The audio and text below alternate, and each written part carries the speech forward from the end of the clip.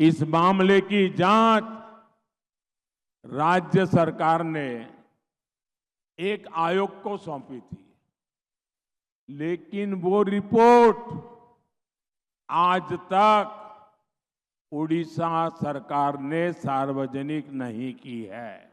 आखिर ऐसी क्या मजबूरी है?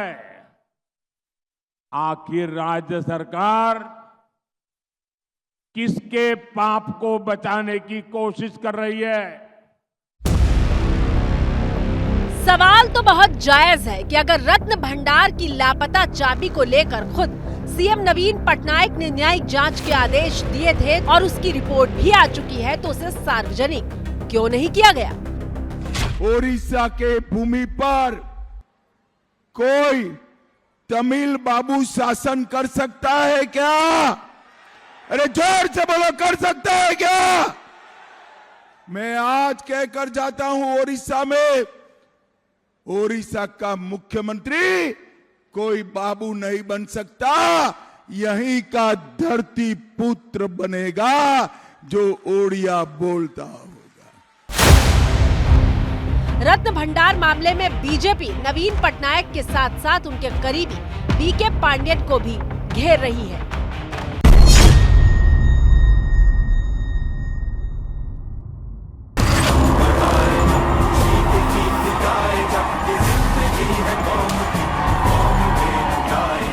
जय जगन्नाथ। बीके पांडेयन आईएएस की नौकरी छोड़कर राजनीति में आए हैं। पांडेयन को ओडिशा के सीएम नवीन पटनायक का करीबी माना जाता है। नरेंद्र मोदी की सरकार दिल्ली में है, यहाँ नवीन पटनायक की सरकार है। ये 80 साल के हो गए। लोगों में शंका है कि इस बार ये पांडेयन को मुख्यमंत्री बनाएंगे। बीजेपी का दावा है कि नवीन पटनायक बीके पांडेयन के इशारों पर ही काम कर रहे हैं और ऐसा नहीं है कि ओडिशा सरकार इस मामले पर चुप है। बीजेपी के ताबड़तोड़ हमले के बाद बीके पांडेयन ने रत्न भंडार के मुद्दे पर जवाब दिया है।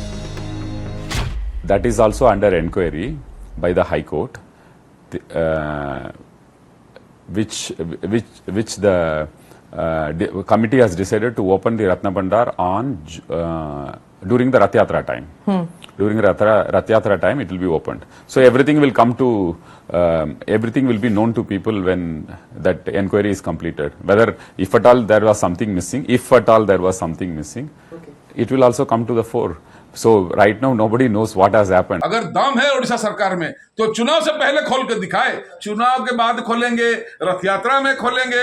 अरे भैया, रथ यात्रा में कैसे खोलोगे? घर का मालिक तो गया होगा मौसी के घर, अगर घर का मालिक नहीं होगा, बिना मालिक का उसका भंडार खोलना चाहिए। बीके पांडेयन ने कहा कि इसी साल रथ यात्रा के दौरान रत्न भंडार को खोला जाएगा। जगन्नाथ मंदिर में आभूषणों को रत्न भंडार के अंदर के चैम्बर में रखा जाता है, जिसे 2 तालों से सील कर दिया जाता है।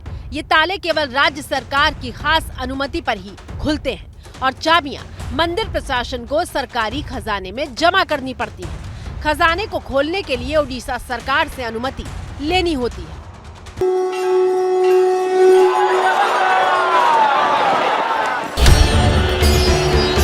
पुरी के लिए रथ यात्रा वो मौका है जब पूरे देश में सबसे बड़े धार्मिक उत्सव का आयोजन हो रहा होता है।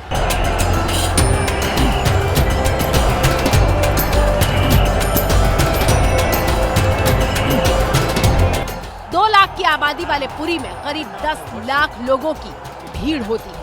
3 विशाल रथ पर भगवान जगन्नाथ गर्मी की सालाना छुट्टी पर निकलते हैं।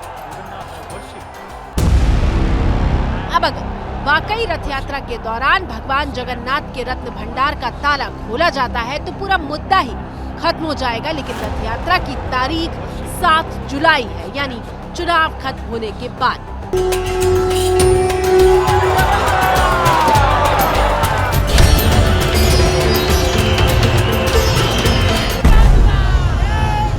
ओडिशा के लिए ये बड़ा मुद्दा है क्योंकि वहाँ लोकसभा के साथ साथ विधानसभा चुनाव भी हो रहे हैं। 25 मई को 6 लोकसभा सीटों के साथ 42 विधानसभा सीटों पर भी मतदान होने जा रहा है।